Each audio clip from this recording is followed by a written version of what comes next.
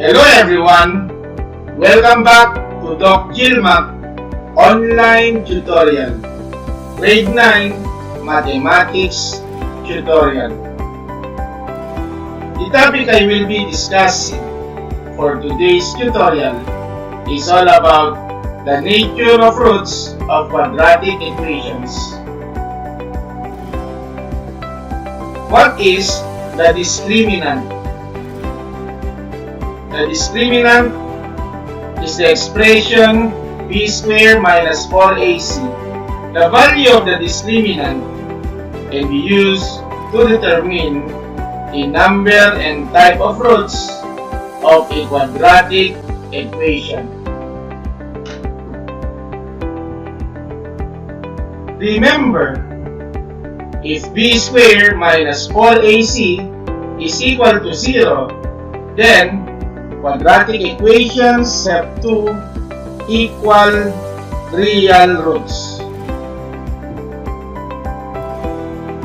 Remember, if b squared minus 4ac is greater than 0, then quadratic equations have two unequal real roots. Remember, if b squared minus 4ac is less than 0, then quadratic equations have two unequal imaginary roots.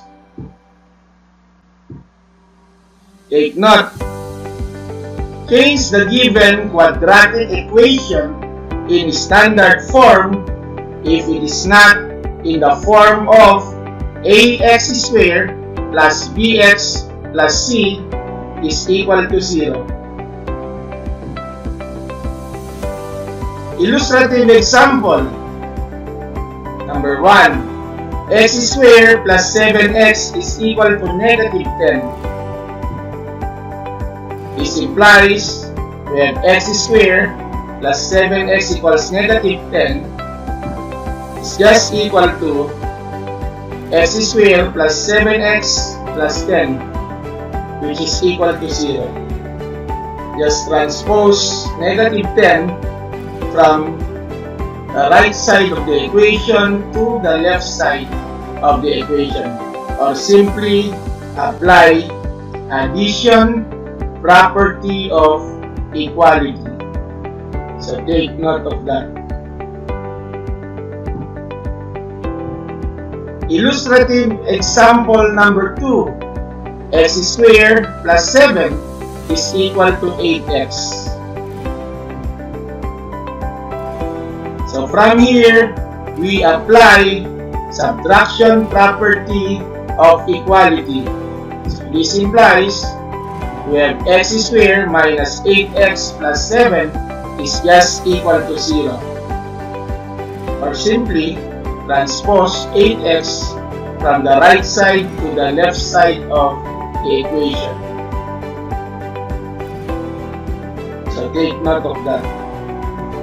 Find the discriminant of the quadratic equations and determine the nature of roots. Consider example number 1. 2x squared plus x minus 5 is equal to 0.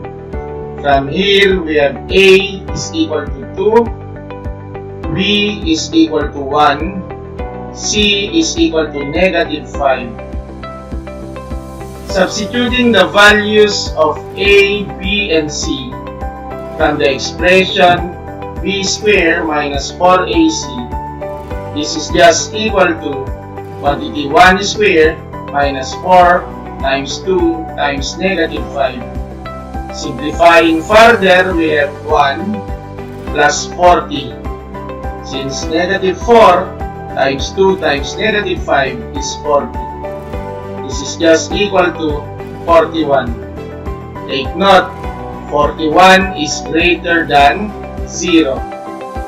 Therefore, the quadratic equation have two unequal real roots. So take note of that. Consider example number 2. X squared minus 10x plus 25 equals 0. From here, we have A is equal to 1, B is equal to negative 10, C is equal to 25. Substituting the values of A, B, and C from the expression B squared minus 4AC, this is just equal to negative 10 quantity squared minus 4 times 1 times 25. Simplifying further, we have 100 minus 100. Since negative 10 squared is 100, and 4 times 1 times 25 is 100. This is just equal to 0. Therefore, the quadratic equation have two equal real roots. So take note of that. Consider example number 3. X squared plus 3x plus 12 is equal to 0. From here, we have A is equal to 1, B is equal to 3, C is equal to 12. Substituting the values of A, B, and C from the expression B squared minus 4AC, this is just equal to quantity 3 squared minus 4 times 1 times 12. Simplifying further, this is just equal to 9 minus 48. Since 3 squared is 9, 4 times 1 times 12 is 48. This is just equal to negative 39. Take note, negative 39 is less than 0. Therefore, the quadratic equation have two unequal imaginary roots. So take note of that. Again, I would like to thank you for watching. Stand by for my next tutorial. Stay safe, everyone, and may God bless us all.